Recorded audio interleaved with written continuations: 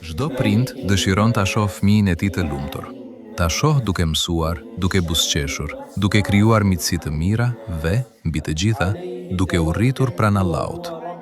Sepse fëmiria kalon shmejt, por ajo që mbillet në zemrën e një fëmije gjatë këtyre viteve e shoqëron për gjithë jetën. Prandaj, në shkollën verore, zgjodëm që çdo ditë të mos filloj me lojën, por me atë që është më e vlefshme, me përmendjen e Allahut.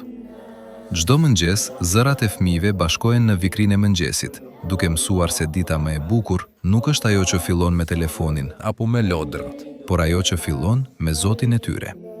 Ne besojmë se kur një zemër e vogël mësohet ta kujtojë Allahun në mëngjes, ajo ndërton një lidhje që me lejen e tij do ta shoqërojë edhe kur të rritet. Por edukimi nuk kufizohet vetëm brenda 4 mureve të klasës. Në fushën sportive përmes futbollit, fëmijët mësojnë bashkëpunimin, respektin dhe disiplinën.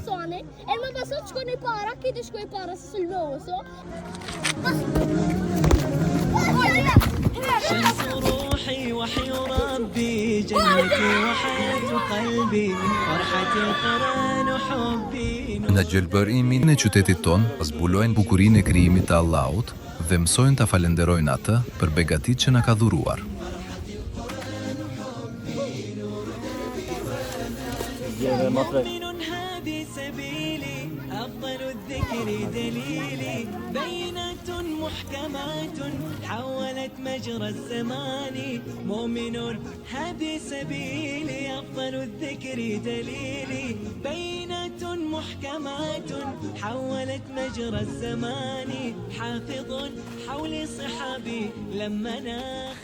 Një nga momentet më të veçanta të kësaj jave ishte vizita në xhaminë e Pashës. Një nga monumentet më të vjetra dhe më të çmuara islame të Tetovës. Për më shumë se 5 shekuj, kjo xhami ka qenë vend adhurimi, dijesh dhe edukimi. Ajo ka parë breza besimtarësh të përkunë para Allahut dhe breza nxënësish të mësojnë fenë e tyre. Duke e vizituar atë, fëmijët nuk panë vetëm një ndërtesë të bukur, por prekën nga afër një pjesë të historisë dhe trashëgimisë së umetit tonë. Para se shkojnë në Stamboll, të dini, Stambolli është liru 1453. Kjo xhami është ndërtuar 1438. 1438. Diku 15 vjet para çlirimit të Stambollit. Domethënë vendi jonë është që 5 shekuj, 500 vjet ku ka Islam dhe ka vendin domethënë shumë. Natyrisht, fëmiria nuk do të ishte fëmiri pa buzëqeshje.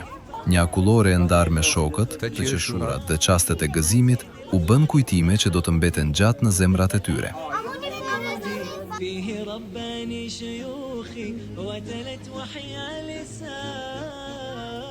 Në klasë, përmes projektorit, udhëtuam në historinë e Mekës, vendit ku filloi shpatja e Islamit dhe ku ndodhet Qabja, shtëpia e parë e ngritur për adhurimin e Allahut. Përmes historisë, fëmijët mësuan të duan më shumë fenë e tyre dhe vendet më të shenjta të Islamit. Java u mbyll me lojra edukative, sfida dhe shumë buzëqeshje.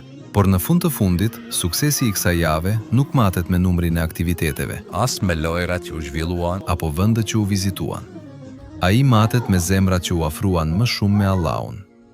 Nëse një fëmijë pas kësaj jave e kujton më shpesh Allahun, e do më shumë namazin, e respekton më shumë prindin, sillet më mirë me shokët dhe e kupton se dija është një dhuratë, atëherë, me lejen e Allahut, ne kemi arritur qëllimin ton. Kjo ishte vetëm java e parë. Na ndiqni për më shumë.